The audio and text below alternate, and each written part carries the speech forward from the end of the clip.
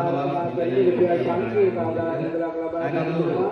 ජීවා මහත්මියනි ඔබ උතුම් කරගත්තා වූ දේ කුසල කර්මයේ බලමයිනේ විදෙස්ගත රැකියාවේ නියුතු